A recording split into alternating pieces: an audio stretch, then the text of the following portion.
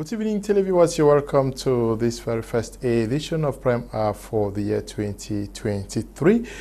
An edition that is dedicated to looking at the decisions that we arrive at the beginning of the year as we plan to go through 12 months of 2023. What are some of the decisions you have taken or are planning to take? What are the resolutions you are taking?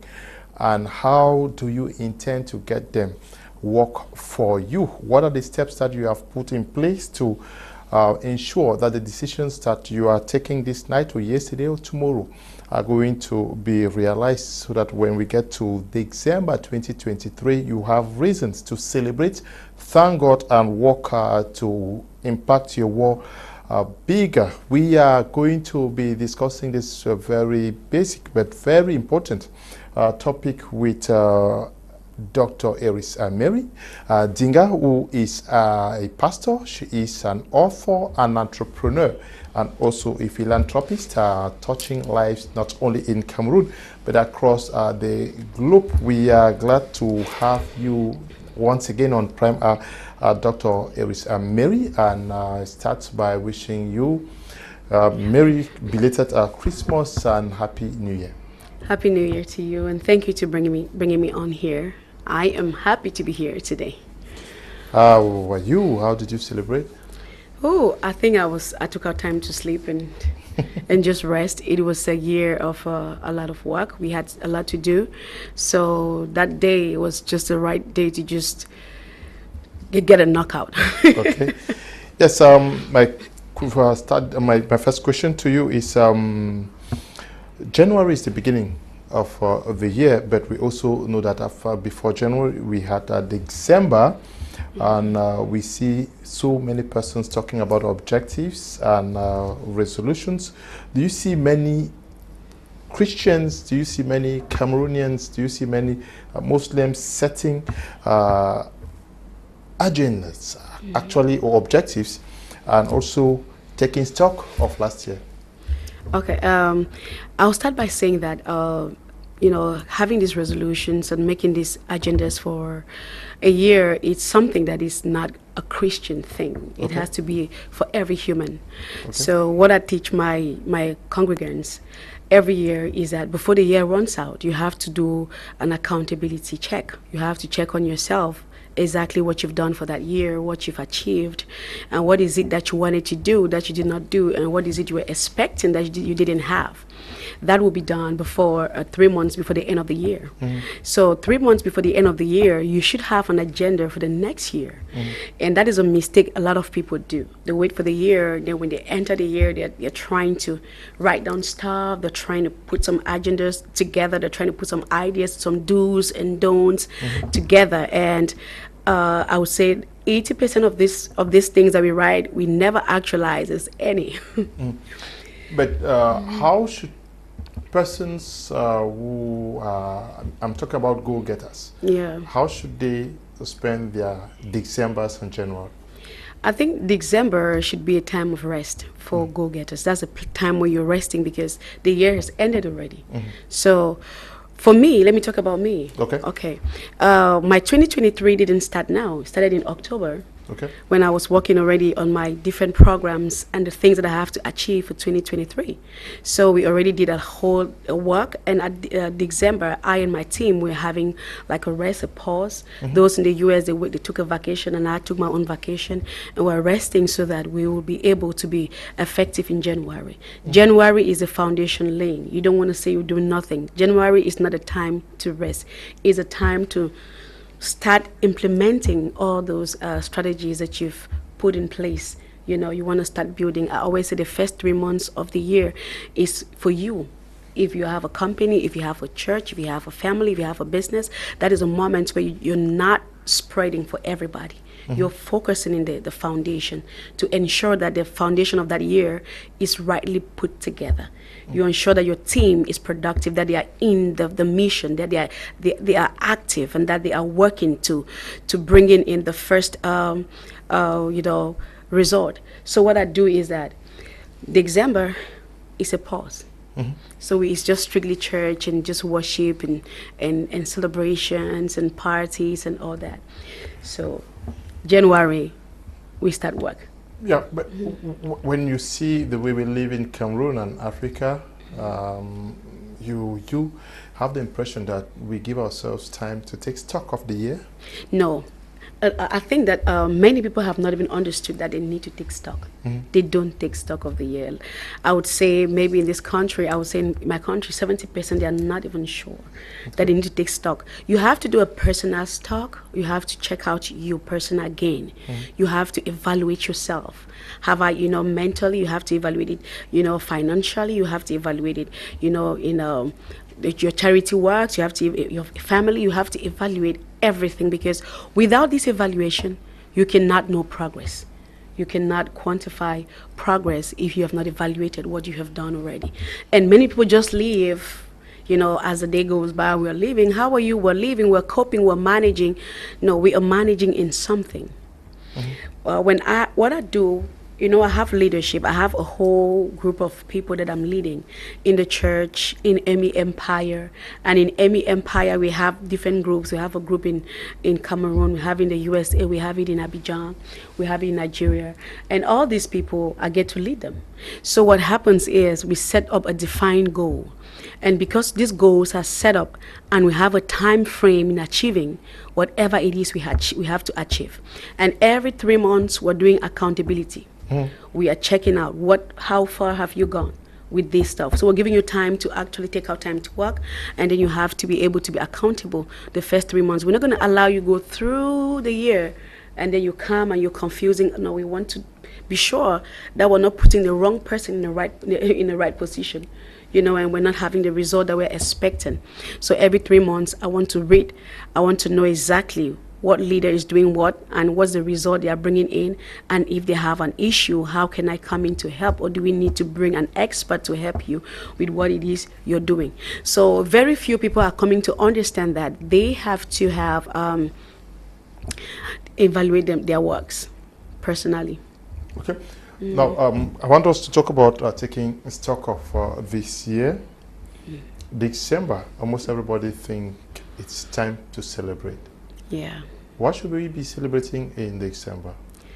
You should be celebrating the success that you've achieved during the year. If you've achieved nothing, you have nothing to celebrate. You just stay home and re-strategize and pray God to give you maybe brand new ideas. What pains me about December in Africa, especially in Cameroon, is that the poor people celebrate more than the rich people. I try to see both parties, and you find out that the rich people, they're taking vacation, they are quiet, they are sleeping, they don't go to no bars, no club, they want to rest. But the poor people, they have all these parties, they want to attend, the bars, they want to drink, get drunk, the women want to buy this dress, buy the stuff. It's like you've been spending 11 months naked and now you're about to dress up. It's like you've been spending 11 months with dirty hair and now you want to put up something nice. I don't think it deserves so much attention if you have nothing to celebrate. Yeah, drinking, dancing, eating, and feasting across the place. And many persons would say, okay, I just want to celebrate because I'm alive. Is that what we should be celebrating? Because you're alive doesn't mean that you should drink like that. I mean, that's why we still talk about evaluation. When you're drinking, some people already drank their investment, they drank their capital. Some drank the money they would have invested in January, maybe selling, maybe startup, or maybe charcoal or some stuff. You already drank it. So that was absolute foolishness. I think that you celebrating life is going on your knees and thanking God that you're not dead because you didn't keep yourself alive. It's God who kept you from accident, from sickness, from all that. You didn't keep yourself. So if you're celebrating the fact that you're alive, you should be thankful to God and stay and reorganize and replan. I'm not saying that parties is wrong. No. I'm just saying we should do everything with moderation. Okay. Everything should be done with moderation. But why is it that what you are saying keeps repeating itself? Is it the fact that teachers have failed in teaching? Have pastors themselves failed to tell people that what you are celebrating, God is keeping you all these years because He's still expecting you to impact your world? Because if you keep celebrating your mere existence with no impact. What are you celebrating? And why are people not changing from that way of ending the year? You see, I would say to some level they failed. They failed from not just pastors, school teachers, coaches, and mentors. They are failing. They are failing because our assignment should first of all be changing the mindset of the people. Jesus himself, being the one who we are celebrating, had never asked anyone to celebrate his birthday. He didn't celebrate his birthday. None of his disciples did. It's not scriptural. He said, when we drink the blood and eat the body, we remember him. He didn't talk about a day that we have to come out and do all this stuff, or a month. He didn't do that. So it is not scriptural. I don't know why people really lay emphasis. I am not a Christmas person. So if you think that I have to come put those lights, put that tree, I don't have time for that one. My kids are oriented their minds differently. I think that we should educate the people on what is necessary. Put their mindset in a place of achieving their goals and serving God by bringing the result that God will be happy to see that I was able to preach to somebody and the person's mind was transformed into becoming an entrepreneur or becoming this author or becoming this other person, and you're making progress. I don't think that you have a congregation of congregants who the majority are poor people, hungry people. And if you check it out very well, Mr. Kum, you find out that in December, people want to do those gifts. They want to bring out gifts to people because they think like that's a time we don't have to go give to the orphans. It's a time people are doing sacrifices, they must not die. You know, if we don't do this, our light will not shine the next year. It's all superstitious. God didn't die so we'll be doing all this stuff. He died so that man could become an innovator. We will maximize creative thinking. We'll change the paradigm, where people will shift it to think differently. So I just pray that this year, the pastors and all the coaches and all the teachers, even in schools, should actually change the game. Okay. Good evening to you, Nongo Robinson, and to you, Chifo Ozurugwe, and all of you watching us through our Facebook handle. Now, many persons say life is based on continuity. This is what I did last year, so why not just continue? Because to some extent I was succeeding. Now, this is a new year. I should just add on to what I gained last year, and that there's no need for me to sit back and see how to restructure, re-energize for a bigger lift. That's a dangerous mindset right there. Okay. That's a dangerous mindset. The growth mindset states that the bigger you get, the bigger you want to get. Okay. And the bigger you get, the bigger you want to create room for more. More is very necessary. More is important. More is never enough though. So if you feel that at this place in your business you're actually succeeding and it's good, that is a good place for you to sit down and create space for more. You cannot say, no, I just want to do more. I'll maintain this one. The moment you start maintaining a position, you're giving room for death. You're going to start having some stagnations and some stuff you will not be able to handle. So if you feel like this one worked for you this year, continue, but however, look for something that is going to increase, expand what you're already experiencing right now. The mind wants to bring something new. It wants to speak something. Growth is a day to day, is a year to year. So you cannot be comfortable with the growth that happens in 2022. You want to double, you want to triple it, you want to skyrocket. So think it, and that's not a good mindset to keep maintain it. No, we don't maintain success. Okay. You want to multiply success. God says multiply. Okay, God says that we should multiply. So if you are watching us wherever you are, please, God is expecting you to do more with the talent He has given you, and not just to sit, celebrate, dance. And now, what should motivate our taking of decisions at this time of the year, or what many persons call resolutions? Your goals, okay, your visions, and your plan of action. If you don't have any goal and any vision, you don't have any reason to do any resolution, because what gives you the power to manage and to make this resolutions, a habit, it's something have to push it, something have to trigger it, So if you don't have any goal, for example, think of somebody who says, this year I want to learn a new skill. You have to define the skill, exactly what is it you want to learn, and where you want to go learn it, who is going to be your coach or your mentor or your teacher or whatever you're needing. You have to have all this put in place. How much do you need? If you have not defined all these things, trust me, you will not be learning nothing. If you say, okay, I want to lose weight, for example, and you're not looking to start forth and exercises or cut off your eating habits and, eat differently, you will not achieve that because something is not pushing you. But the factor behind making resolutions becoming a habit is accountability. Accountability is very powerful because it maintains consistency. If you're not able to afford a coach or a mentor, you can get a friend who is better than you in character. If you're trying to lose weight and the friend that is your accountability partner is bigger than you, and then you're looking for trouble upon yourself. You need to find a friend who is fit. So now you tell them, today I did 1,000 steps.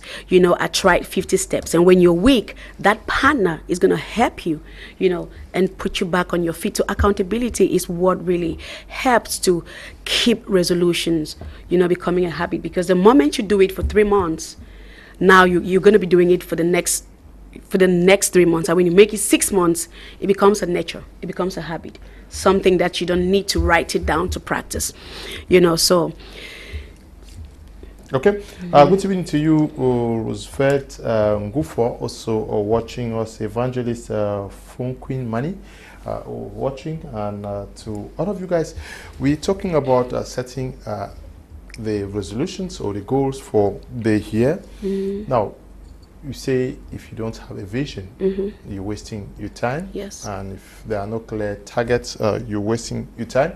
How do we seek to know our vision? Because there are persons who are themselves confused in what resolution to take today. They don't really know outrightly what they want to do or what they want to achieve. How do you even start before knowing? Because it is common knowledge that January, this person says, my New Year resolution, I say, I'm not going to do this, I'm not going to do this, I'm not going to do this, I'm not going to do this. Is that how these things work out? No, it doesn't work. You just sit and say, I will not do this? Or there is need for meditation, knowing actually where we want to go? Yes, first of all, before you say, I want to do this and I don't want to do this, you first of all have to have where you want to go. That is what's going to help you. Even the Bible says that without vision, the people perish. So without vision, there is no direction. For example, I wake up as I'm going to Yaoundé, and I don't have anybody there. And I don't have any plan of where I want to stay and all that. Even if I get to Yaoundé, I'm going to be a frustrated person in that place. So a vision is what. Now, finding a vision is very difficult for majority of the time when I coach people. I get to meet a lot of young people, many of them young girls, and I'll ask them, what do you want to do with your life? And what's your 5 years plan? What plan do you have in 2 years' time? What's the thing you want to accomplish? I bet you majority of these people don't know what they want. They cannot even figure it. They don't even know they needed to have a 5 years plan, a 2 years plan, because these plans, they put you in order. This plan, they keep you going no matter what happened. The plan is what gives you the energy to keep moving. So now we have to sit down. And the first thing I want to know about you is what you like. Because oftentimes people think that your vision is what gives you money. If money is your vision, then you have failed, because money is like a mirage. The more you think that you're about to touch it or it is right here, it disappears. The moment you feel like your bank account is loaded, the next minute it's shaky. So money is something that will not be the reason for you for doing anything. Money is an extra gain. The first thing you want to do is find out the things that you like. And then the next thing you want to do, this is coming out in the next book I'm writing, How to Monetize Your Ideas. Okay. I'm working on a book. That book is going to come out this year. Now, you want to find out what you like to do. What is that thing that you're going to do even when it's not bringing you the money at that given time? You want to find out that. And secondly, the thing you like to do, does it solve a problem in your community or in your country? You want to be sure that your passion can solve a problem. Can you create a passion? Yes, you can create a passion. If you don't have one, you can create one. So I was not a writer. I love reading. I don't go to bed without reading. I must read a page. I started reading a page. Now I read I just want to finish everything. So I have to start creating that passion to write. It was never my passion. And I decided, like the resolution, and I started writing it gradually. Sometimes I record it. I started creating it. You have to find out if your vision or your mission is solving a problem in your community. If it's not solving a problem, then there is going to be some kind of a problem, because you will not benefit. Your vision should benefit you. Your purpose should benefit you somehow. So you want to find out if your purpose, for example, if everybody in your neighborhood is they've traveled, they go a long way to be able to purchase maybe, let's say, Maggi or salt. You should be able to know that, okay, if I start a store right now, I will reduce the distance for these people. And now you're able to bring in something. That's business, right? You're able to start in something, to sell something. If, for example, some people, women in your neighborhood, they don't know how to braid their hair, and you can do it, or they don't know how to read, and you can be an evening class teacher or something. That is your gift, solving a problem. So your vision must be something that solves a problem first, not something that brings money first. Because if it's money we're looking for, and then we are failing, we miss the point. We miss the whole point about life in general. We are in January now, and we've celebrated, we've thanked God for crossing over. Is the essence just crossing over? Because almost everywhere it was just crossing over. The miracle was seeing the new year. Well, the miracle is not crossing over. Okay. So let me tell you, maybe I like to talk from what we experience, and it's working for too many people. After the mid of the year, my teachings changes. Okay. So I would say our ministry is more like an entrepreneurial leadership church. Some people have come to the church and they felt like they went to a seminar, because that's what God would want. He wants people to learn. So what happens is, before the year is ending, we start preparing your mind in how to prepare for your next year. So we already fasted. We didn't fast now. Many persons are going to be fasting. They're starting fasting, but they are wrong. Even scripturally, they are wrong. You check Jesus before he went to the cross, they already prepared. They took out time to prepare. Even Moses, before they went to cross, they prepared before they left Egypt. So you don't leave a year, enter a year, you start preparing. This is a time of implementation. It's not the time to be fasting and praying. But you're supposed to have sent this message out. I thought we have bigger pastors that come here, and they should know that. Jesus will not go to the cross before preparing. He prepared, and then he went to the cross. Moses would not go get the children out of Egypt and they're stranded. No, they prepared themselves. They killed the goat, whatever they had to do it before they go to the next place. Because in the next place, energy is required for implementation. So if you enter the place and you start preparing, when did you start gathering? And that's why they prepare for January, February, March, and then now they want to implement in April, and then the end of the year they're not getting the result that they were aiming at. Whereas you're supposed to have prepared yourself and their minds are set up. We had a fast. I think we started fasting. We did a 2 weeks or something stuff at your pace. And based on your plan for 2023, that is before December, we're going to know what to pray about. So we don't just wake up and say, let's fast. It has to be intentional. It has to be something that you have pre-planned. You have to know the people in front of you. You have to have a goal, something that you want to see. For example, I want to see growth. I want to see church people becoming rich people. I don't want to see spiritual giant, educational dwarf, financial dwarf.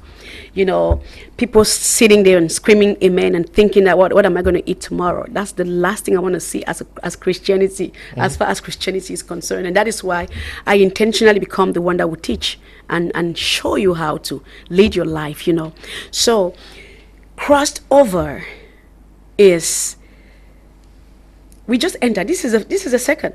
I don't see the difference between this Monday and last Monday. It's another Monday. It's just another year, So I don't see why we exaggerate it and make it feel like there is something that will happen. If you had no plan, you will achieve nothing. Okay, if you have to use January to plan and then start gathering your resources. So the take home today is that you actually plan in December. That's what you're saying? Yes. Okay. You plan before. You plan before. The Bible says that who is this person who wants to build a house and will not sit down and take down and draw a plan? You don't draw a plan in the process of building. You're already in the year. That's the process of building. So you draw a plan before you move into the process. So many people have entered the year without a plan. They don't have a defined plan. They didn't even pray for the year. We already prayed for January to December for every month for our projects. You understand, for the businesses who want to invest in, for the connection, for the networking that we're going to be needing. We already prayed for the partners that God will bring for us. These are the things. Look, when God created the universe, go and check Genesis chapter 1. He is a very pragmatic God. He is intentional. Let there be this. And let this be this. And he said this is good. He doesn't just wake up from the bed and scream hallelujah, and he wakes up and say, let's go. He doesn't work like that.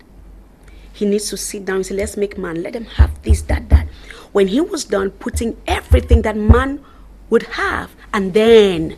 That is, I myself, during the interview, I'm learning. The mystery of crossing over. That is, you are crossing over to take over. Yeah.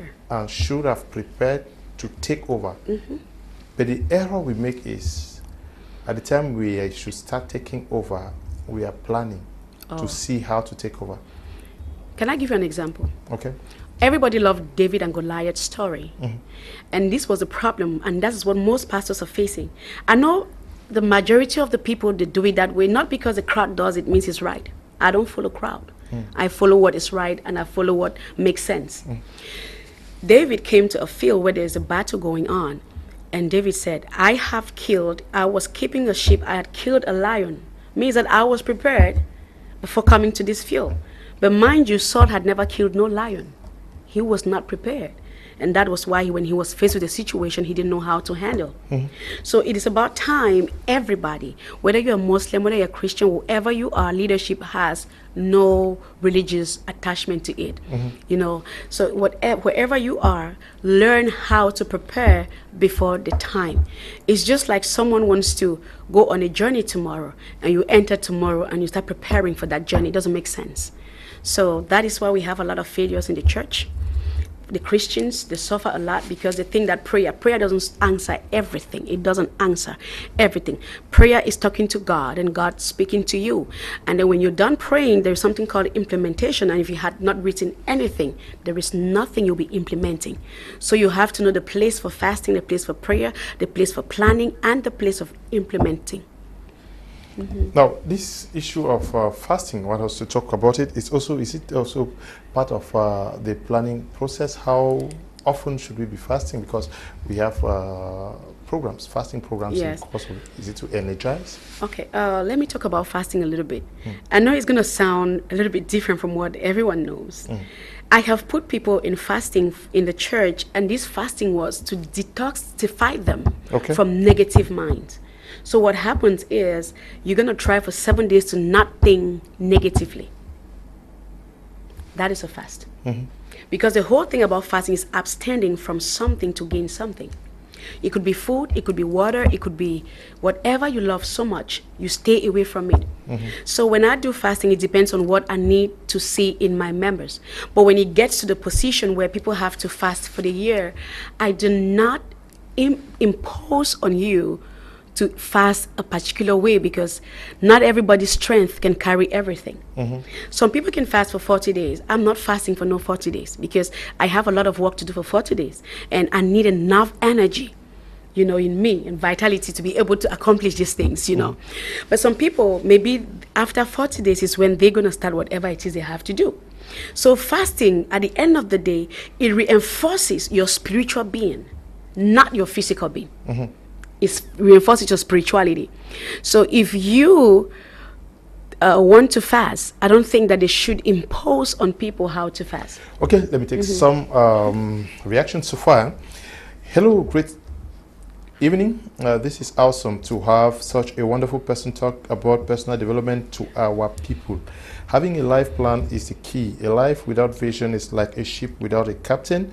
It carried away by anything. I would have loved most of our youth in Cameroon to watch this program this evening. As end of year gift for myself, I buy books so I myself not dress. Okay. Mr. Lu invite evangelist quite often. Glad is writing from Yaoundé. Okay, I hope you're getting this. Is the viewer this is nice. They want to be seeing you more often. Yes, then they say the person says to buy a book. Can you buy my book, The Millennial Leadership Testament? You've read that book, right? Yes. It's so practical. It tells you, number one, look for a problem and solve. It tells you about how to isolate yourself, because in isolation there's creativity. Yeah. You know, we have to. When I work with people, especially when I want them to be more effective, as a matter of fact, I insist that is the practice isolation. Okay. People think that it's a crime to when your friends leave you, or to be idle, or to be lonely. Loneliness is very necessary. Okay. Happy New Year. It's all about money here. You will develop passion in what brings income. Good evening, Mr. Liu, and Happy New Year. How to make New Year resolutions work for us? The first thing is to do vision. Vision is a goal and objective. It's like a car that takes a man to his destination. Stop calling, please. If you have a contribution, just send it. I will read them out. Secondly, you should exercise self-discipline, self-control, and self-consciousness to move in revelation of your vision and not to be influenced by external forces. Peer group. Prof. Wanjimba Yaoundé Gardener, writing from Bamenda. Wow. New Year resolutions are wishful thinking. Anyone can wish, but not everyone can achieve. To make things work out, you need to set goals in every area of your life, set out action plans to achieve them. Evaluate yourself on progress every set period. Ameliorate and keep working on your goals every single day. Cecilia is also writing from Bomenda. Now, setting goals and resolutions, is it also very necessary to find out whether you have the capacity to deliver what you want to achieve? That's one of the things I was bringing here, apprenticeship. Okay. So at every point, we need to learn. And this is one place where Cameroonians are failing on a daily basis. They do not know how to manage apprenticeship. Okay. Listen, the moment you stop learning, you will start dying. Till today, I am learning. Like, anytime I discover that my entourage, they give me too much praises and there is no one I can learn from, I change that entourage immediately because I need to grow. So we have to keep increasing our capacity. We have to keep charging. We have to keep learning. We have to keep evolving just so that we can bring out the best. The reason why we have made in Cameroon that we don't like to consume is because we do halfway product and want people to consume them. We did not finish our apprenticeship. We did not finish to learn what packaging is all about. We didn't get to learn about branding. We don't want to spend, on branding our products and on our whatever it is we're doing. And now we want to have the money. We have what we were expecting a target. We have to learn. Learning a skill every year is very important, especially that one that enhances already what it is you're doing. So making a resolution to learn something inside what you're doing, it's the best that you will ever do. Go to conferences, that's self-empowerment, listen to people, read books. Like the person said, they read books. Don't read every book. Read books that have to do with your vision. Watch movies that have to do with your vision. Listen to people who are really compatible with your vision. We talk about compatibility in marriages, but we have not talked about compatibility in vision, in friendship, in business, in the society at large. So you have to be very, very intentional about all these things that you want to do. You don't want to smoke, that's up to you. But now, the people around you, what do? They smoke. So there is no way you're going to realize that dream. So you have to change environment and all that. Doctor, somebody says, how can they get your book in Gaundari? Oh, Lord. All right, then we have to ship it to them. They'll need to contact you. They'll need to contact. Can I share a number with them? Yes. Okay. A number to give to them. So the person writing from Gaundare, please, you get to doctor to request for the book. She's going to write to you. But now, how do we know whether we carry what is required to deliver? You should know by the level of information and self-investment that you have done for yourself. Yeah, because almost everybody will get up, this is January, by December I want to achieve this, I want to do this, I want to do that. Now you have to find out personally, do I have that thing? I think you have to think about your manpower. If what you're doing, you need people. Are the people around you equipped enough to bring the result that you're aiming at? You know, the finances, the money you're having, is it able to carry this thing to this wherever it is? You want to think about the climate. Is it okay for these things to happen? You want to think about, there's a whole lot of things you want to think about when you project success. So before you project success, the first thing you want to check is yourself, the people, the manpower, the people you're working with, your team. I've had to work with team members that didn't work for long, and they discovered that I would not call you. Not because you are very beautiful, you're nice, you're handsome. It doesn't. When your handsomeness and your beauty doesn't bring something on the table, we will keep you somewhere and we'll get someone and we'll keep going. Okay. You know, so you want to check out to show that your team, you get a team that understands the vision, a team that are aggressive enough to come out with a personal, individual work plan, you know, on how to bring out, you know, the result you're looking for. If you have maybe a personal petite, because if it's a big business, you're not going to plan alone. But maybe it's a store. Okay, you can now say, okay, I'll be in my store from Monday to Sunday and from Monday to Friday. That's individual. So you know how you're going to spread your time. But the moment it's a company or a small 1 to 3 people gathering to make that happen, you have to build your capacity and build their capacity to ensure that everyone is working on the same frequency, so we can achieve that result. So oftentimes, even with me, these results are difficult to attain. Me being the leader and the forerunner of whatever it is I'm doing, I need to go extra mile. That is why I say I rest in December a whole lot, because I already know that I have a whole lot waiting for me in this year that only me can do it. Only work 2 times one. So you know what is it you can sacrifice. What is it that you're going to sacrifice to be able to meet this particular goal? Are you going to sacrifice your party, the social media, how many hours you spend on social media, and how many hours you spend in defining or studying or improving your goals and vision? How many hours do you spend in those things that enhances this thing you're doing? You want to find out what is you're sacrificing. Shopping? Do you shop more with your money, or you save more and spend less? There are many things that you want to put in consideration when you think about achieving a particular result. Now, in a place where it's money, do you have the money? What is it you can do that will get you the amount of money that you need to get this thing done? And if you know it, what are you doing about it to get that money?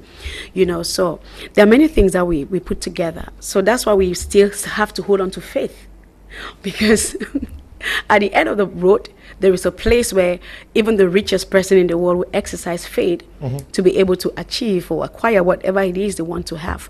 So faith, at the end of the day, is paramount. Okay. Where can we have the books, please? I will send you Dr. EriseMary's number. Yes, in Yaoundé we have it in Hilton Hotel, if you're in Yaoundé. Okay, if you are in Yaoundé, go to Hilton Hotel. Yes, if you're in Douala, we have him at the airport. It's at the airport, and then the number they're going to give you, you will contact us. In Bonaberi, there's a bookstore around. We're just going to give you the number, and you'll call and you have the books. Okay. Let me take some messages, and I hope we continue. I'll take 1 or 2. Good evening and Happy New Year to you all in the studio. Mr. Liu, that woman is a wonderful woman, a woman full of wisdom. Mr. Liu, if I can get her contact. Cyprian writing from Boya, great support. Thanks so much. God Almighty bless you for this wonderful program. Keep up. Shalom. Thank you. Stop calling. Greetings and Happy New Year to you, Mr. Liu, and your guests. I'm learning much from her. Can I have her phone number? and where can I have the book. Mr. Alfred Tamofo is writing from Boya. I'll send you her number. Good evening. The program is really amazing and insightful. I agree with the panelists on reading books. In fact, now before I buy a dress or shoe, I make sure I buy books first. Wow. And please, how can we get her books from Boya? Asia writing from Boya. I'll send you her number so that you get to her. Good evening to you all out there. I'm happy to be part of the audience for this evening's prime. I'm writing from the Central Region. My name is Ronald. Okay, you mean Central Region. Good evening, I'm John from Bamenda. I must confess this program is so rich and mind-changing. I'm learning a lot. Please, how do I get the books? I also wish to get to her perhaps for mentorship. I'll send you her number. Okay. Happy New Year, Mr. Liu. I vote you the best journalist for the year 2022. Your reward prize is abundant divine mercy, graces from the divine mercy Jesus. I vote Pastor Ambi panelist of the year. Please, I need doctor's number. Ma Evelyn Su writing from Checkpoint in Moliko. Okay, thank you very much. The messages keep coming in. We're talking about finding out our capacity to deliver. That is counting. It's in the Bible now that before we take on the journey, you have to count your cost. Yes, counting the cost. But should we live in a year without an objective, without goals, without something we want to achieve? We are just living. That, okay, I be Songeri, I don't finish school, whether I'm married, I thank God. No, just, should we be living like that, Doctor? No, when you live like that, an idle mind is a devil's workshop. Okay. When you live like that, there are things that you're going to compromise if you do that will really hamper your integrity. When we talk about goals, people often think that it's about building this big company, building this stuff that you must accomplish. Listen, every great journey starts with a step. Every little thing that you do today that adds value to your life, it could be learning something, just learning the trade. Maybe you just think, okay, yesterday you started learning how to braid or computer, you went into IT. You know, that is an accomplishment already. So you should be applauding yourself, because people don't know how to celebrate themselves for taking the measure step. The measure step is to start something. The moment you can think of something and get out of that chair and go there and start it, you have overcome like 50% of your success is already guaranteed. So when we talk about defining goals, don't think that you have to open this big store, you have to go get this big degree, you must go here. No, start from where you are. Look at God asking Moses, what do you have in your hand? And Moses said, I have a stick. Look, sir, it's a stick. What can a stick do? If that was in you and I, like you and I looking at that stick, it's like it's crazy. But with that stick, God, I'm going to use it to do miracles for you. So start with the little one, the small one that you have. To make sure you start something. If you're already into something, keep pushing. Success is never acquired overnight or a day. I have not seen, and I'm still to see, any successful person without a success story. They would tell you, it took me 10 years, it took me 20 years, it took me 30 years to be able to build this house, to be able to purchase this car. It takes a long time. So overnight success is one thing I'm scared of. You know, there is something we call process. So in the process, in the road going to wherever you're going to, there are just one steps. Step number 1, I discover my purpose. Step number 2, I empower myself and prepare myself for my purpose, because my purpose will bring opportunities for me. And I don't want the opportunities to meet me when I'm not prepared.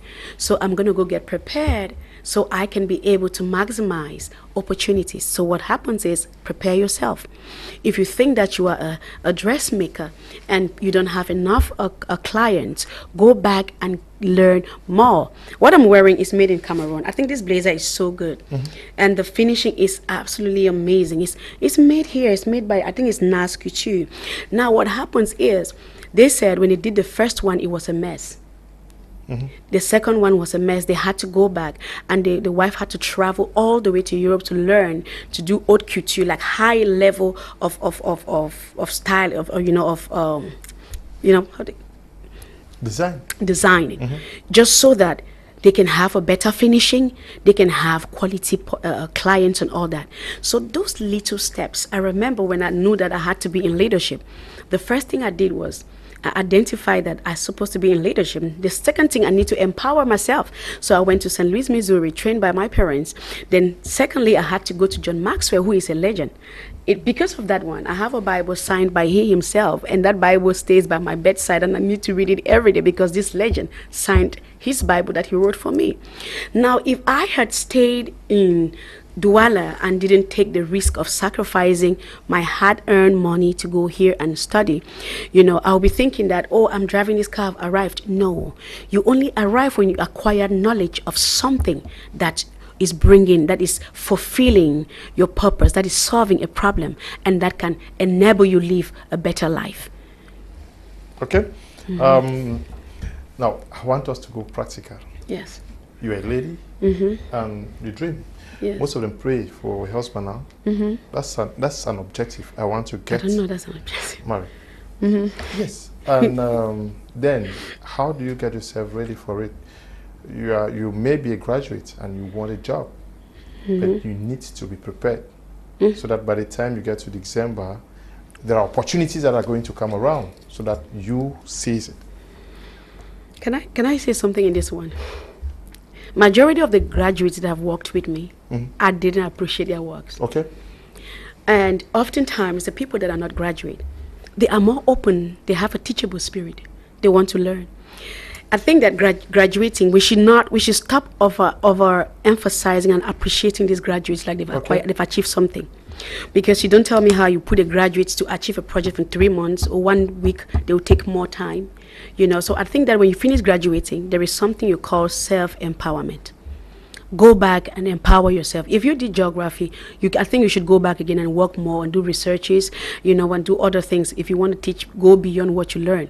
If you are a language student, you have to go back and do a lot of researches and practices and learn your speed, learn timing, you understand, learn presentation, learn your aura. There are many things that are not taught in school. I remember the first time I had my international speaking engagement, I had to speak in America. So when I arrived there, I had a whole lot of inferiority issues. Complex. I was dealing with inferiority complex because, number one, everyone standing on the pulpit, they were doctor, this, that, and they have been here, that. Then I had an issue, my accent. Are they going to ask, would they listen, would they hear me, would they understand me?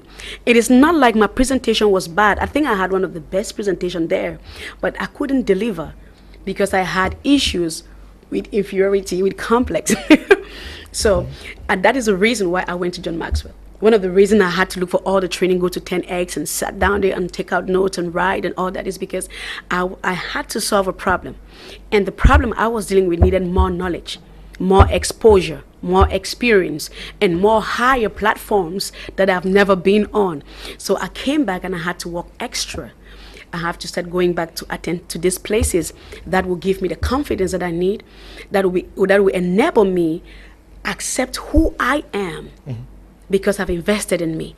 So when ladies go out there, they're looking for marriage. Marriage should not be a goal. Marriage is, to me, it's not an achievement. It's not something you're marrying someone who is achieving.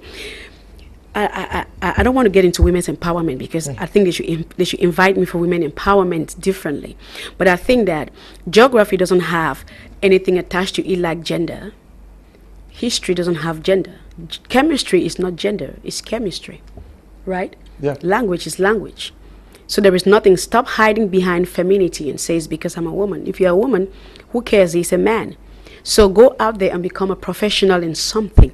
Get more skills, get more knowledge, read more books, invest more in yourself. So I have to, even till now, I am still investing in myself because I don't even think I've arrived where I am going, where I'm projecting for myself. So every lady, the best makeup you can wear is not this foundation on my face. What the makeup artist put on my face, I'm like, is this me, No, it's what is in here. Fill it with something. Fill your mind. Trust me, I am unbreakable because I have a lot of knowledge stored. I feel like there's a whole lot of knowledge in my brain that I have not used. And I feel like people out of this country, they use it more. They understand the value, how much I am worth, than the people in my country. And I see people live here. They go to see people that I know in Dubai, in Nigeria, in America that I know. And these people are expecting me to work some stuff for them. And I'm right here, just a phone call away. How bad can a country be? You have me here, and I see you hanging with someone calling, you're going for a mentorship, and this person is looking for me. Okay. Let me take some messages. Good evening, Mr. Liu. I do enjoy this program. The sister is trying to explain some good facts. Okay. Good evening, Mr. Liu, and your sister in the house. I'm always blessed whenever I see her on your panel. I love to learn how to go about the things of this life. Which book can I buy and how? I'm Eugene, writing from Jerry Bamenda. Bonsoir, Monsieur Liu. L'émission est très intéressante. Les propos de la dame sont assez édifiants pour moi. Thanks, Gael Cogito, writing from Marwa. Wow. Happy New Year to you, Mr. Liu, your guest, and the entire Media Prime team. I'm really delighted by the incredible lessons I'm getting from today's session. Please, I'd love to get a book. Okay, George Niba writing there. I'll send you doctor's number to good evening, Mr. Liu, and to all the panelists. I'm learning a lot. Daisy writing from Kumba. Happy New Year, Daisy. Good evening, sir. Thank you very much for the program and the guest speaker. Please, how can one enroll in her leadership school and get her books in Limbe? Noel is writing from Limbe. Good evening, Mr. Liu. I feel so blessed being part of your program this evening. I'm learning a lot from that wonderful and knowledgeable woman. Please, can I have her contact? Caris is writing from Boya. Good evening, Mr. Liu and Miss EriseMary. I'm very happy you are on air to talk to us again. More grace to your elbow, sister. I'm enjoying the program. Neat Cosmetics are the best in Bamenda. Good evening, Mr. Liu. My name is Emil from Douala. I love your program. Thank you, Emil. Good evening in the house. Please, what is the book's name again and where do we get it? Good evening, Mr. Liu. You people are doing a wonderful job. I'm listening to you and Doctor right now. I need her book. Vivian in Bamenda. God bless you both. Thank you. I'm really touched and moved about her words. I wanted her to teach me more about fasting. I want to learn more from her. I'm sure I will ask her to say a word again on fasting. This one says, I'm Ghislaine Cho Santa Pikin. Good evening to you. I'm so grateful to have come across this program for the first time. I wish to ask where Mama Evangelist Church is so I can follow her coachings. She's really inspiring and impacting. Good evening in the studio. I'm Mr. Mark from Bamenda. The program is so interesting and educative. Please, how can I get a book? I'll send you the number. Yes, some people may have joined late. You talked about fasting and the need. Yes. Yeah, okay. Maybe I should emphasize a little bit about that fasting. Fasting to me is very necessary because it does two things. It brings out the extra weight. When you fast, you give rest to your mind, you give rest to your body, you give rest to your system to be able to take in something new. So fasting is a necessary practice that everyone should do at their pace. It shouldn't be imposed on. Like when someone imposed fasting on you, you will not do it correctly. When I do fasting in my congregation, I tell them, as your strength leads you and as your project, as big as you want as your project to go, is up to you.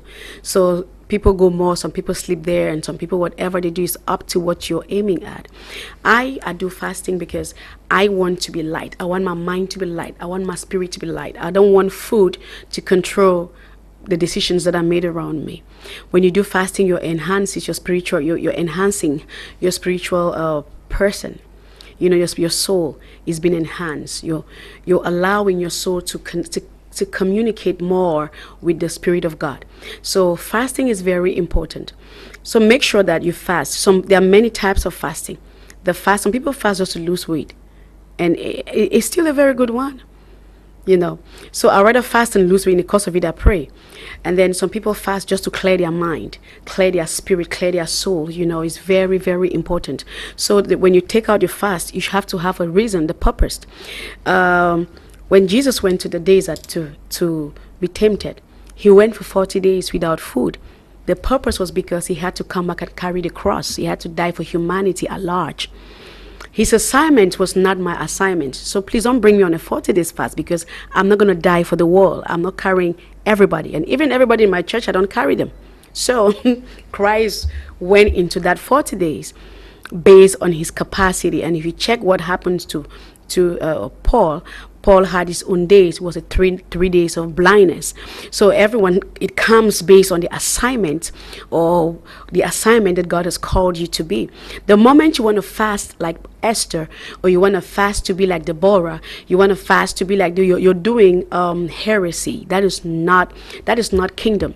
God is already done with that. That's history. You want to do something relevant. Do about you. You are as important to God as Esther was. So do not fast because Esther fasted or because Jesus fasted. Jesus never said, fast as I have fasted. He said, go and preach the good news. That's what he said. He didn't ask them to go do 40 days fasting. He didn't even put any of his disciples to fast. And the disciples of John, they were angry because they were fasting, and that of Jesus, they were feasting. You see, so he actually kept his disciples feasting because he was in charge. So I don't think that fasting should be something that, because there are people who have never fasted, but they have results that are very visible.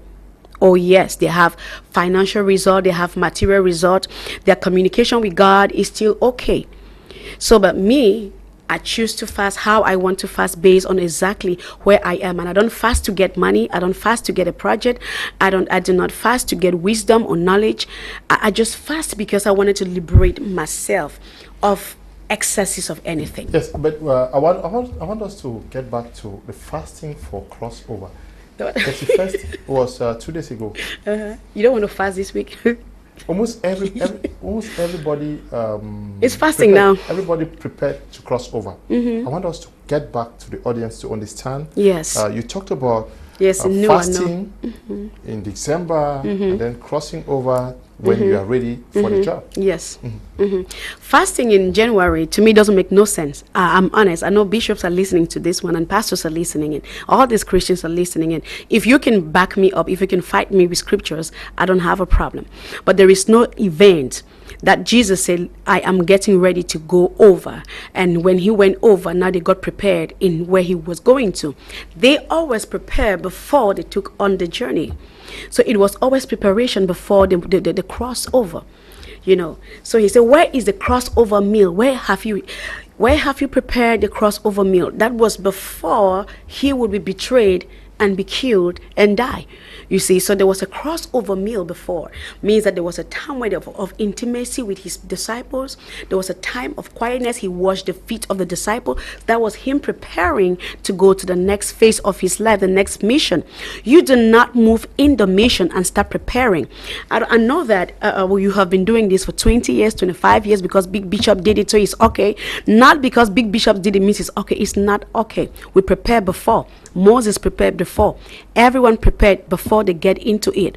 You know, prepare me, Aaron and his sons to be the priest, and they prepare them. So when they got to the sea, the sea dried up. Imagine that they had to go to the sea and prepared to cross the Red Sea. The sea would have swallowed them. So it's preparation before crossing over. You don't cross over, you're in the year. Instead of gathering enough energy to start putting up goods, you're sleeping in your bed, you can't wake up, because fasting is a job.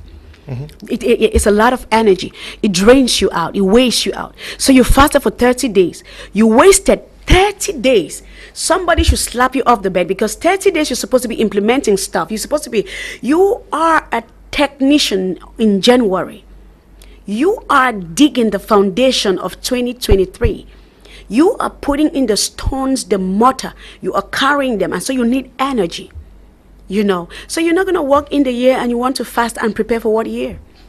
You're preparing for nothing. So we already prepared, and we already know what we're going in for. And right now, every person that is I'm mentoring or I'm pastoring, they're into doing something that is setting the pace for the year for them. So in 3 months' time, they are measuring whether the foundation is well placed, so that in the next 3 months they know what they're harvesting. Okay, we set the target. You set the target. Is it, and how do you evaluate yourself? within 12 months to know whether you're on track or not? You based on the goals that you set before. Okay. So you go back to all that you wrote down. I want to be here. I have all this. Okay, for example, my 2023 is already booked and full. So I know where I'm supposed to be in March. I know where I'm supposed to be in April. I know what I'm supposed to be doing in all these days. So when I sit down to evaluate, I want to see the success. What did March give me? I evaluate myself on a monthly basis. So now, annually, I come now, I sit together. Can I be proud of the success of 2022? Yes, I am proud. Why? Because I was able to set up the Amy Leadership Summit that took me 6 months to prepare. And I was the event planner. And I was a forerunner of everything. I was on television, I was everywhere. And I was traveling and speaking, getting international recognitions in Dubai and in the USA. You know, at the same time, I was working on my own summit, which means that I did not just end on building my own summit. My speaking on different platforms didn't stop. I was able to multitask. So I want to check out financially, did I benefit a lot? No, I did not benefit so much money because I invested in the Amy Summit and I counted a whole lot of success because today it shows the world what my capacity. You understand? It shows the world my capacity. So when you talk about evaluating yourself, it's not success is not about acquiring so much money. Success is not money. Let's change this narrative. Success is not the accumulation of so much money and that. It's the results that you get from something you put your heart, your soul, and your spirit in. I am so successful because we worked on that summit and it was successful. Lives were transformed, businesses were enhanced, there was networking, and people's business have shifted to the next place, and Amy Empire having moved to another dimension. That is success. The money might not come this year. It will come next year or in the other 3 years. It will come. So money is not our goal. Our goal is the success of humanity. So that is how I evaluate success. It's not that, oh, did you have money? 2021, okay, I had the money 2021. 2022, I did not have the money because I invested the money. Did I succeed in my investment? Yes. So what you're telling those watching us this evening is that they should evaluate themselves at the end of each month. Yes. To guide them across the year. Yes. Okay. So you can know if you're learning a trade or a skill, you want to make sure that at the end of the year you say, yes, this is my certificate. That is not money, but it's going to bring you money in the future. So that is evaluation. Let's talk about resolutions are going to be taken. Key decisions are also going to be taking strategically positioning ourselves to take a maximum advantage or full advantage of all the opportunities that will come our way this year. Will require that we shun distractions. What are some of those key distractions that young and old persons must guide against to be able to reach their objectives? Number one, social media. Okay. Social media is a hell of a distraction. I am not a social media person, so oftentimes I know my son posts and my administrative team, they do whatever they do there once in a while. So one of the things that holds the youth back is that they take social media in the wrong way. If you say you're on social media, you're using Google, I would say, okay, maybe you're studying, because that's a free school, free education. You can acquire a whole lot of knowledge in Google. You know, social media is very corny. It's very corny because it sucks your time, and then you need money to charge to have a good Wi-Fi, to be able to have a good connection, right? Just to sit there and put likes and put he and put emojis. I don't know how that gives you a certificate or a life. That's the one thing you have to run away from. Secondly, toxic friends. Your entourage, you want to check them. Friendship is not a prescription of some kind. You know, it's not an obligation. You have to point and pick. My friends don't have to call me every day. If you call me every day, every second, every hour, you're not my friend, you're a distraction. Because you have to be busy, and I need to be busy myself. We don't have to see ourselves every day. That is wrong. That's a wrong, pattern of friendship. Friendship should not be an obstacle. You want to check your entourage. You want to check out the people in your surrounding. What are they doing that is beneficial to you? And what are you doing that is beneficial to them? So you want to check out this environment is very, very powerful. You know, show me your friends and I will tell you who you are. Show me the people you hang around with, you talk with, you gist, your chat time, your off time. What do you do? What do you do with your time that you're not doing something? You know, you want to occupy yourself. Have a plan. Plan every day. Write down your plan. And this plan, make sure you maximize time. Time caution is one thing that I don't know how to deal with that one. Mm-hmm. Everyone who knows me, they know if you invite me for an occasion 12, I'm coming at 12, and if you delay, I'll leave because you gave me that time. That's the challenges I face with time. And people don't understand that. Time will not wait for you, you know. And if you don't maximize 20 years, if you don't maximize your 30, 35 to 40 years well, you're going to be doing what you're supposed to do in 30 years in the 40s. And you're carrying the 40s to the 50s. So you've been procrastinating your life. So at the end of the day, the things you're supposed to acquire while you're 30, you acquire at 40 because they say life begins at 40. Do they even know what that means? That's a big statement right there. Life begins at 40 because I start benefiting from the fruits of my labor. So life doesn't begin at 40, so you start putting foundation. No, at 40, I have been acquiring skills. At this 40, I am not apprentice for anybody. I have finished learning. You know, at 40, I have my own business and I have people working for me. At 40, maybe my money is working for me and I have time to do other things. At 40, I am not a tenant. I have my small carabout house that I've built for myself. You know, at 40. So at 40 is not when you start thinking, what job am I going to do? What position am I going to hold? At 40, you are enjoying some of the fruit of your labor because you're not going to drive that fine car when you're 60. You know, you don't want to start building when you don't have the stamina to enjoy what you've worked for. So people have to make use of time. The highest person in the Bible who used time so well is a devil. The person who have succeeded in understanding the power behind time is a devil. Even the Bible says he goes to and fro because he knows that his time is limited. But we party back to back. And thinking that we're going to catch up tomorrow. No, you party back to back, you smoke back to back, you sleep back to back, you chat back to back, and you wasted half of your life.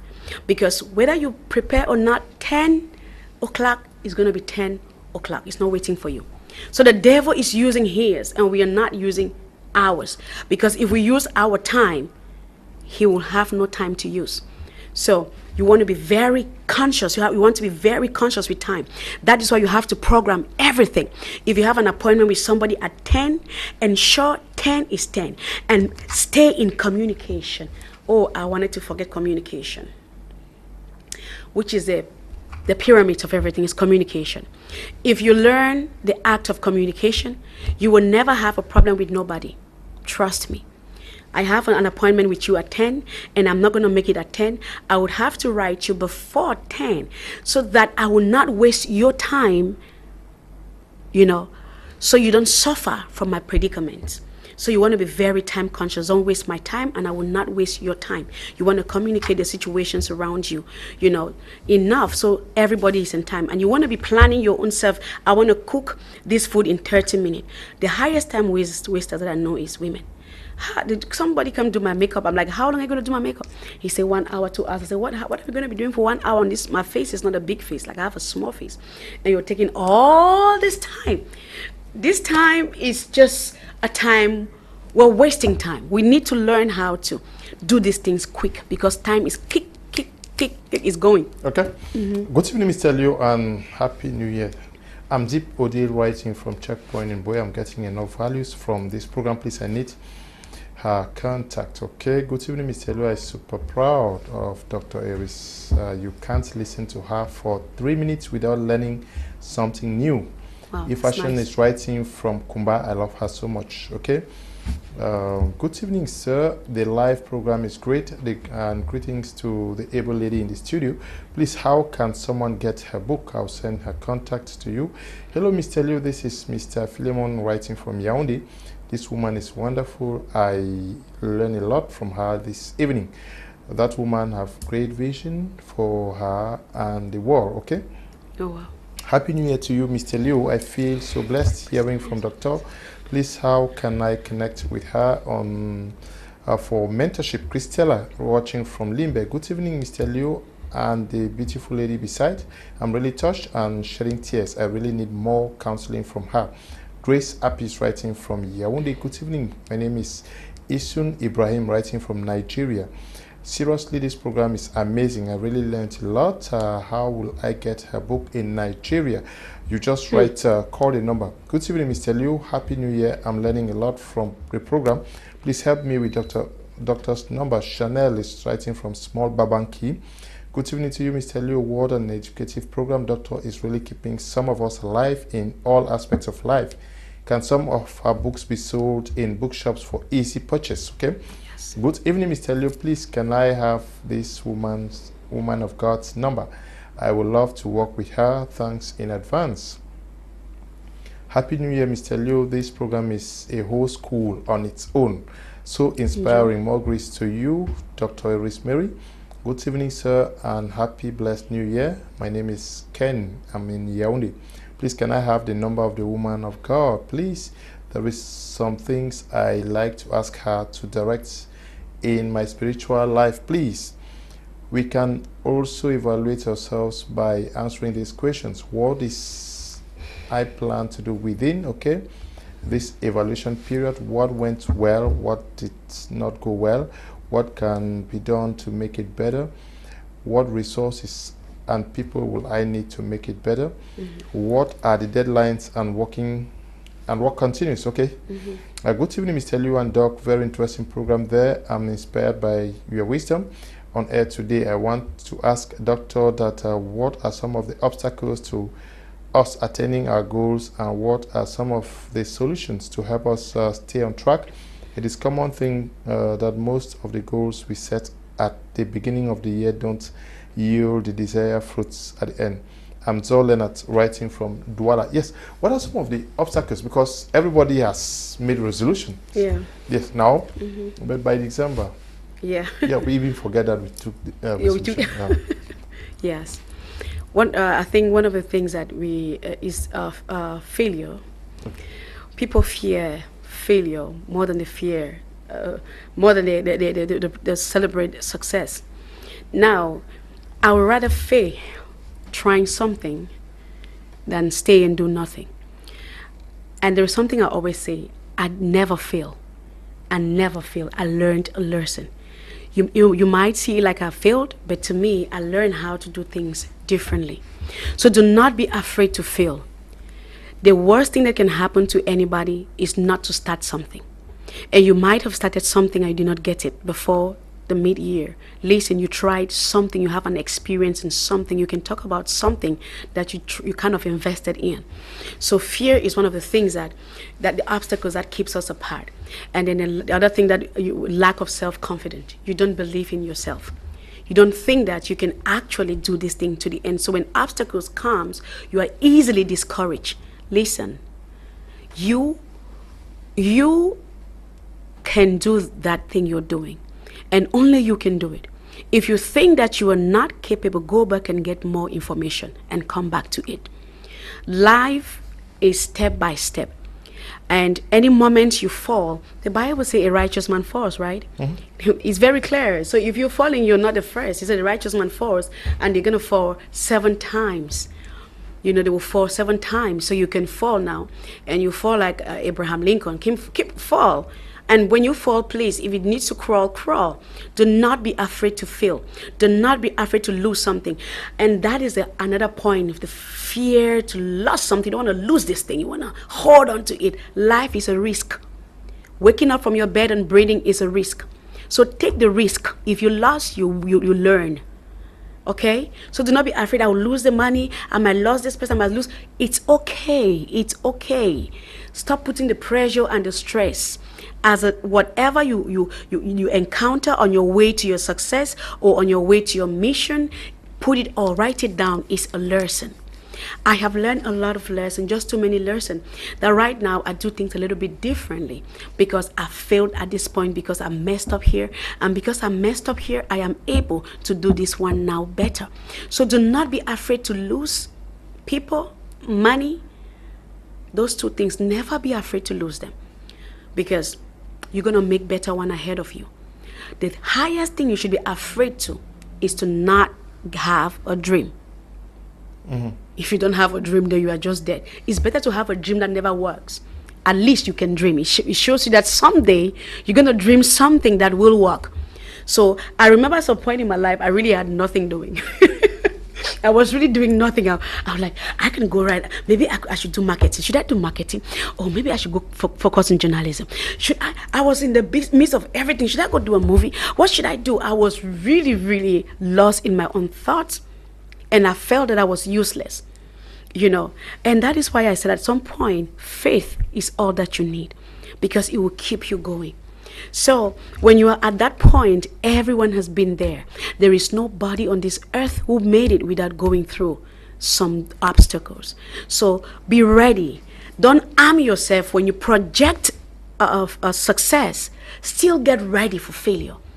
Okay, now somebody's like, so how do I get ready? Get ready that in case it happens like this, I'm still going to be standing. Some people have had a heart attack. Some had died before their time because they had an expected result that it never happened. And they never built, their resilience was not built. So they couldn't take the shock that comes. And that is why when you read my post on Facebook, Dr. EriseMary, MD on Facebook and on Instagram, on LinkedIn, I talk a lot about building your resilience and building yourself and building your shock absorbers, because life is all about absorbing the shock, the pressure that comes with all that you go through. You eat something, it worries your stomach. You speak something, it disgusts some other people. You plan something, it doesn't come up. You expect something, the expectation didn't go through. So are you going to die? No. These are all the complexity that builds life. It makes life interesting. Imagine that you wake up from your bed and you had everything going just rightly. You will not be able to serve God. You will not even you will not know how to pray. You will never need to pray. So God actually allowed those obstacles just so that he can be God in some places. And then he allowed them just so you can learn some lesson. And in some parts, he wanted to teach you patience. He wants to teach you endurance. He wants to teach you long-suffering and consistency. So Mr. Kum, God will not give out a product that is not finished. Yeah, but that is what you are saying. We know that this is just the beginning of the year, and most of you, I also add you to it, maybe you have made some declarations. This is your year of financial breakthrough. This is your year of you are going to be carried on eagle's wing. This is a supernatural year of this and that. And that is the dream that almost everybody has for the year. I don't tell people that you're going to be having money falling. This year, if you don't work, you will not eat. This year, if you do not invest, you have nothing. If you pray from now to December, you'll be broke. So I never tell people, oh, you are blessed. You are blessed because you're going to do something and you produce something for you. So you're not blessed, so you call heaven, and heaven opens up and gives you manna. There is no manna coming from it for you. So when we say you have supernatural, what we're saying is this. When you take this corn and put it on the ground, it's going to give you more. That is a supernatural. So supernatural doesn't promote laziness, doesn't promote idleness. The Bible says an idle mind is a devil's workshop. So you have miracle money. Miracle money, I will put it as wealth transfer. Wealth transfer doesn't come come to people who are idle. It comes to business-minded people. It's not a church people money. It's people who are investors. There are people who invest in businesses and they invest in the kingdom of God. So God transfer wealth to them. So if you are not a giver, you don't take care of hungry people, you're looking for food, you will not have miracle money. Miracle money is not 24 hours that your bank account will shake. From where? Are you a thief or are you a scammer? You will not even expect no miracle money from nowhere. God is not dropping dollars, because if he's supposed to drop, he should give me some dollars. As I speak right now, I'm going to have some dollars inside my handbag that have just few thousands inside. Okay. You know. Good evening, Mr. Liu. Thank you very much for this wonderful New Year gifts, for inviting this great lady. I need her book, Elfrida, writing from Bamenda. Good evening, sir. I really appreciate you people in the studio, and thanks for bringing her in the program. She's just wow. Please, I need her as my coach. Can that be possible? If it's possible, please, can you help me with her number? I'm Prosper, writing from Bamenda. Thanks very much. Good evening, Mr. Liu. Greetings to you and your guest in the studio. How can I get the book in Mutengene? And how much does it cost? I'm Pa Atemken, writing from Mutengene. Good evening, Mr. Liu. I'm Maya, watching live from Yaoundé. I love her energy. I've learned a lot. I wish I can be able to talk like her. You are an inspiration, ma'am. Okay. Good evening, Mr. Liu. Please, for doctor's number. She speaks volumes. Good evening, Mr. Liu. I'm Kwan Jacob from Kumbo. I can remember this lady was once in your platform sometime last year. She's a great speaker and motivator. I'm tempted to ask about her family life. Okay. Good evening, Mr. Liu. I'm so touched with what the panelist is saying. How can I get her book? Derek is writing from Bafusam. Good evening, Mr. Liu. Thank you so much for the speaker of the day. Madam, you have impacted my life today powerfully. Please, how can I get her contacts? Thank you. Okay, Pastor Judith, please, Mr. Liu, this woman should not forget to leave her number on the screen. Good evening to you in the house. It's Elma from Kumba. I love that woman. She speaks well and educative. Okay, I want her to counsel me concerning my relationship.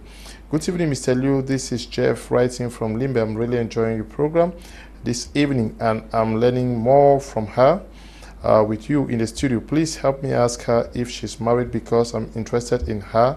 In fact, I've fallen in love with her. Doctor, she's married, please.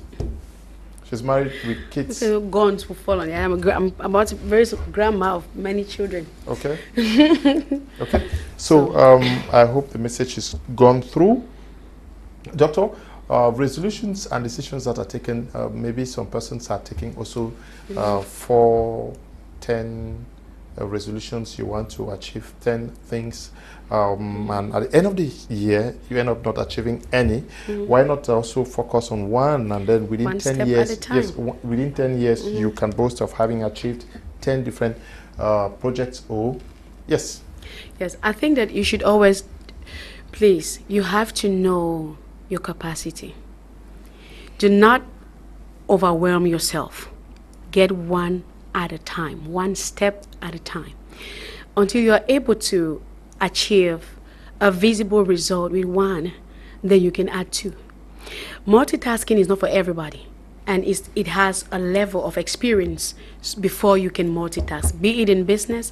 Though we talk about creating multiple streams of income to have more money, but you should be able to handle one first. You should be able to manage one, manage 2, and then now you're able to bring all this to still form one stream, and then you're able to, so you don't just wake up and say, oh, I'm going to be all these at the same time. No, one step at a time. You can accomplish one this year and one next year. In 3 years you have 3. You've done 3. So it's not about accomplishing everything. It's about doing one significant thing. So look for the one significant thing and pour in your energy. When I was building Amy Empire, and I'm still building that empire though. So what I was looking for is something that people will know, because I was like, what is going to make Amy Empire stand out, of other NGOs? We have the other NGOs that are doing amazing jobs. And I said, no, it's going to be empowerment, more of education, more of talking to people, more of bringing them to self-awareness. This is very difficult. The most difficult NGO to run is an empowerment NGO, because you need to talk to people. So you have to bring them back to school. You have to bring them to learn a skill that they never knew they could learn.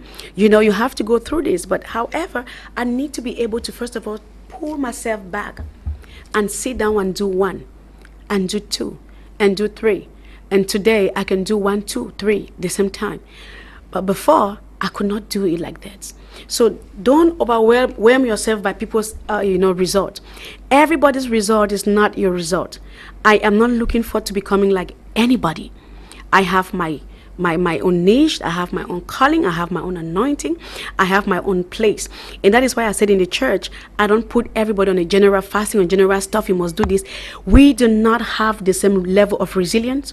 We don't have the same level, the same capacity. God knows that some people can only end at the place of Gethsemane. They will not be able to go through the cross.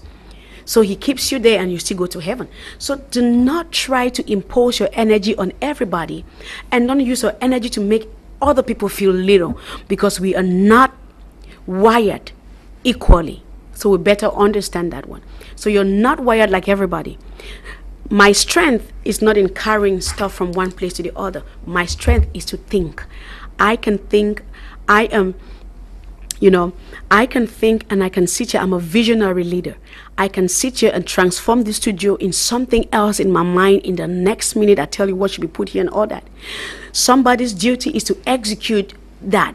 In the next minute, they can execute. Somebody's own is just to carry the equipment. So know your strength and start one thing and get the success before you can move to the next one. Okay. Ensure that you start one thing. One. Mm-hmm. Good evening, Mr. Leo. You learned from Bamenda. This program is wonderful but exceptional. Today I have been very much inspired. Please, I wish to have doctor's contact number. Okay, doctor is going to be also hectic on you. Good evening, Mr. Leo. I would like to have Madam's contact. Catherine T, writing from Bamenda. Good evening to you, Catherine. Good evening, Mr. Leo. This is Sia Rambo from Yaoundé. The title of the book, please, and how many books does she have? 2. I think she's hiding her number from us. We need it on the screen, like okay. They can put it. They can put the number. No, I'll send the number to you, please. You have the number I've sent you. Good evening, sir. Happy New Year to you all. I'm Grace, writing from Kumba. I'm really learning a lot from this program. Please, how can I get the book? So many persons need that book. And what's the book talking about? The Millennial Leadership Testament. Mm-hmm. Now, manual. This book is, when I worked on this book, my spiritual mother in the US read the book and said this have to be a manual, because it have steps and directions that can enable a young somebody who wants to get into leadership and someone who's already in leadership. And I have the book, the 40 Days Devotional. This one enables you to wake up in the morning, read a scripture, and then you have positive affirmations that you speak over your day. I have the sophisticated as I have the Bride of Christ. That was the first book. And then I have this one in French, Testament de Leadership. So those in French, people that are French speaking, they have a book. So the number that you're going to have there, you will call and we will get you. You will get a supplier in every region that will give out the book. And we're trying to make it affordable. This book is so sold in the USA that I am so happy right now. And the French people are buying more. The French copies are being sold more than the English. I'm happy that I have more people coming on now to buy. And then we have the magazine. We have the magazine on leadership. It's an entrepreneurial leadership magazine. We're profiling and interviewing heroes in Africa who have physical results that will push you to do even more. So I'm working now on the next edition, which is a Superwoman edition, and we're working on to profiling women that will be in my conference in the USA in March the 6th in St. Louis, Missouri. I am hosting a conference there, awarding women in aviation, women who are astronauts, and we happen to have one lady from Cameroon who is an astronaut. I'm so proud of her. I can't wait to give her this award. We have women in politics. We have governors and ministers and all these people coming together for this, this conference. And somebody asked me, why do you carry a conference to the USA? I said, you don't do change at the level of comfort. I want you to get out of this place and pay the flight and go somewhere and meet somebody and exchange your contact. And that is how growth begins. So you will find more information on our website at www.amyempire.org. If you go to www.amyempire.org, you will find the address leading to the online school. I have an online leadership school. That school is Amy Global Leadership Institute. There you will find different, we have leadership classes, we have trainings on how to do business coaching, and we have Christian counseling and all that. So good, I think we have 5 courses on that online school. You want to check us out there. So we have all these materials that we've been putting out there just for you, for your consumption. So go on our website, you have more information, and those numbers, the number that my host will send to you, you please will call edit it. her number too. I've got to get her books, okay? So many persons need the number. Wow. Good evening, Mr. Leo. We'll be glad to get the doctor's number too.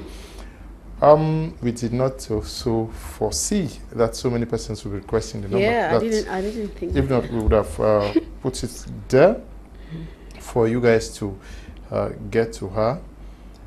Good evening, Mr. Liu, and Happy New Year. I'm bitterly enjoying the program, and her teaching is creating great impact in my soul. God bless you, Mom. And Guzera writing from Bafusam.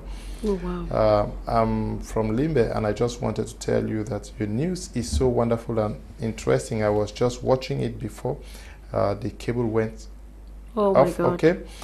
Good evening, Mr. Liu. This is Pastor Concilia writing from Bamenda. I must confess I'm learning a lot from Dr. EriseMary. Wow. She's indeed an all-round guru. Please, can we get the title of the book so we know exactly what to ask her for when we get to the sales point? If we can know how much it costs to, if possible. I've sent you her number so that you talk directly with her. Dr. EriseMary shall do a lot for the country and the youths, okay? She can heal the nation.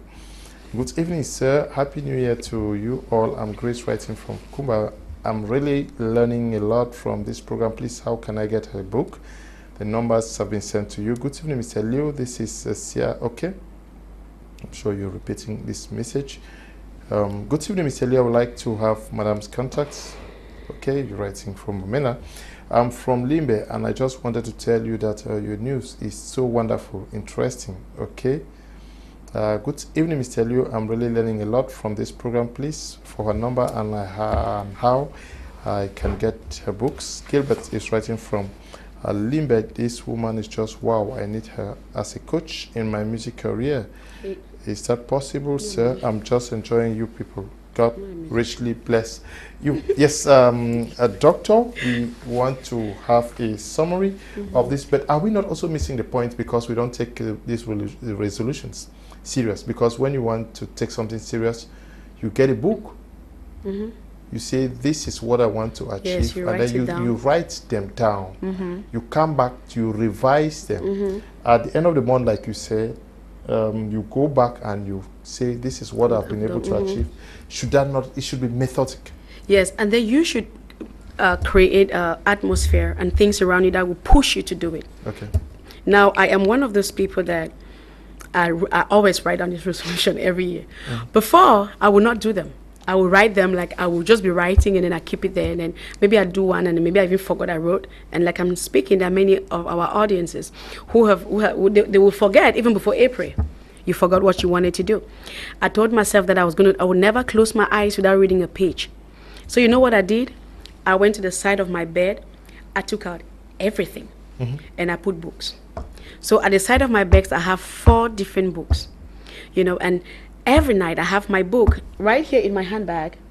I think I have my book right inside my handbag where I walk. So if I'm not driving myself, I am reading. I think that they can testify about that with many people. Now, because this book is right by my bedside, and I come to bed, there is no way I will say I didn't see the book. So I get to pick the book now, and I get to open a page, and I get to read something before I close my eyes. And another thing is that I don't want to be this big. You know, I said, how am I going to fight extra weight because I want my dress to sit well on my body? The thing I did is that I went and bought me undersized dresses, just so that when I'm running out of dresses, I know I have to lose this thing and fit into this stuff because I don't have money to do this shopping, and I buy what I really like. Now you have to push yourself to the edge. You know, push yourself to the edge. Do not accept comfort. Comfort is very delicate and very dangerous. So do yourself things that are going to push you to accomplish your resolutions. You know, don't just write them. When you write them, set your environment to push you to respect them. People set their alarms. I want to read at this time. I want to pray. When the alarm is breaking up, they hit the alarm, like, stop it. Like, don't wake me up now. No, just pull it. It could be 1 second. Just by trying, gradually practice. 3 months. 6 months becomes a habit. 3 months you will be practicing. When 6 months becomes a nature. So set your environment to provoke you to keep your resolutions. If you say you want to, now I remember there was a spot in my life that I was really against so much weight. See what I do? I put my meal and I go on YouTube and I pick out this stuff. I'm watching it. I put the video right in front of my food. And these tiny girls are eating salad and they're eating stuff and they're talking and I'm watching and I eat two. I just put the fufu, like if I'm eating a fufu, right, and I eat this fufu, so I like that, if I finish this bundle of fufu corn right now, I'm not sure I'll attain my goals. And looking at these people, I feel guilty. I'm already feeling guilty eating this food, so I just covered that food and I took it out. Now I set myself up because I must keep my resolutions. And I know it's difficult. Trust me, it's a war. Life is a war. So everything you have to have a mindset of a military person. So you don't just wake up and say, da, da, da, da. No. I think at some point I'm thinking like we all should have a military training. Because I think these people have a nice training, and if they could put that in their day-to-day life, they will have the best life. So resolutions are written. Provoke them. Into your system, and when they enter your system, they'll become your nature, your lifestyle. Okay. Yes. So you have to write them down, and you visit them from time to time to add or refix some of them. Wow, this program is so enriching. Thank you, Mom. I've learned a lot. Good evening, sir. I love your program. The woman makes me feel good because I almost lost hope in myself. And Namiti Bonaberi Carrefour music. Okay. Good evening, Mr. Leo. This is Jeff writing from Lima. I'm really enjoying your program. This evening I'm learning more from the lady with you in the studio. Please help me ask her, is she married? Good evening. I'm enjoying the program and I would like to have her contact. Thanks. Okay. Good evening, Mr. Leo. Happy New Year. I love the ideas of the speaker. I'm really enjoying the program. Wish to have the number. Elat is writing from Boya. Good evening, sir. I'm very happy with that woman's teaching, and I'm really blessed. Fit writing from Suza. Yes, I'm sure you. we have a church in Suza. Okay, you have a church in Suza. We have a church in Suza, a branch in Suza, so Faith can go to the church in Suza. Okay, now what are some of the things that we should go the extra mile in doing to be able to achieve our goals for 2023? The things that we must add to what we are doing, and the things that we must drop. You cited the case of social media. We must downsize on. Yes. Yes. We have to drop social media. We have to drop spending. Don't spend. What are your spending habits? Do not just buy because you think you need it. Go back and manage what you have. We have to discomfort ourselves to be able to meet our goals. For once, I don't have to do shopping like for 2 years because I have a certain kind of goal that I need to achieve. So whatever income I have to go to my goals. So please go down a little bit on your parties and your they call it slay queen, or they call it what? Dream. Drop all that. Is not necessary right now. There is no use looking beautiful and broke. Beauty and broke is like a curse. It's a fat curse, or handsome and broke is curse. So drop all that. Go get something that will give you money. Now there's another thing they must do. They must get the means to their end. Listen, there's something I call the means to your end. The means to your end is that you need 500K for this very job. There is no problem for this business or for this investment. Go and get something that will give you that money, and so you can start it later on. Get something that anything that you are doing should be something that is taking you to that mission, to that vision, whatever it is. If whatever it is you're doing is not bringing you close to your vision, then you're off track. You're totally off track. So get yourself things that bring you close. Spend less, have less parties, less friends. The bigger your cycle, the bigger your trouble. The bigger your cycle, the bigger your trouble. If you have 1, 2 friends, that's okay. You know, and these friends should be people that are adding more values to you, you know. And then you want to be able to ensure that you're time consciousness, you're time conscious. So you want to keep time, you want to keep to time to whatever it is you say you will do. Keep your word. If I say I will do this, do it. No matter what happens, do it. The first moment you said, I want to do this, something's going to happen to object. And if you bow to that thing objecting you, then you're giving up your vision or your purpose or your mission. So you want to stay clue, you want to stay connected, you know. Then the last thing I want you to do is practice. Whatever you want to do, practice and practice and practice. I don't know how good you are, but I can tell even now that majority of the things made in Cameroon is not good enough, which means that you are not good enough. Okay, now somebody's getting angry at me. You're not good enough. The product you're producing is not, if they put them in a supermarket, your branding is terrible. You have to go back and learn. You have to upgrade, up level, you know, do stuff that we can consume. If you're doing shoes, slippers, bags, go back and learn more. If you're into decoration, go back and acquire more knowledge. So what's going to make you to achieve your goal is knowledge. Anything rises and falls in your knowledge. The knowledge you don't have, you cannot produce. So go out there and get more knowledge. If you are a cook, go back to a school and still learn more. There is a chef somewhere who knows better than you. If you are, whatever it is you're doing, there is just somebody out there bigger. So you want to go back and acquire more knowledge and, you know, and maximize it. Okay. And this is so wonderful. These people have to come back. They have to come back and thank you a lot, because these are some of the teachings that they pay me to speak on platforms. Okay. And we get to give them to you out like that for free. That's, people don't see me a lot, because when they call me for this, I don't come until they pay me for this. So you have to thank him so much for... Please, ma, which of the church in Susa I'm really blessed with your teaching? I would like to go to that church. Yes, okay? they will send a number, so okay. We'll get it through. Good evening, Mr. Leo. I'm enjoying your program. Clovis writing from Bomenda. I've learned so much from this news. It gives people so many advices to believe in one God and all in all. Okay. Good evening, Mr. Leo. I'm Brandon from Bomenda. I've been inspired by that lady's advice. I would love to get her contact so I can get more insight on her online education program. Thank you very much for watching the program and contributing. Good evening, Mr. Leo. I like your program. Can someone go for that mom's program with first school living certificate? Okay. Greetings to you all in the house. Mr. Leo, please, can I have the madam's contact? I would like her to be my mentor, because I see myself in her school of thoughts. It's been an amazing program with her in the studio. Thank you.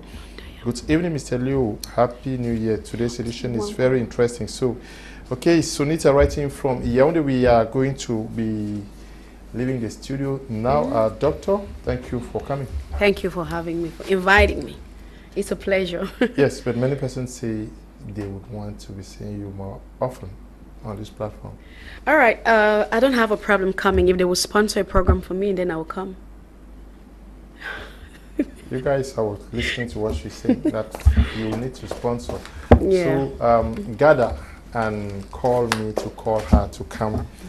We want to say thank you to you, Eli, for producing the program throughout 2022, and you've just started 2023, as well as to you, Desmond, and everybody who has pushed this program to where it is today. Thank you to Tabitha Bryant for supervising the work we do out here.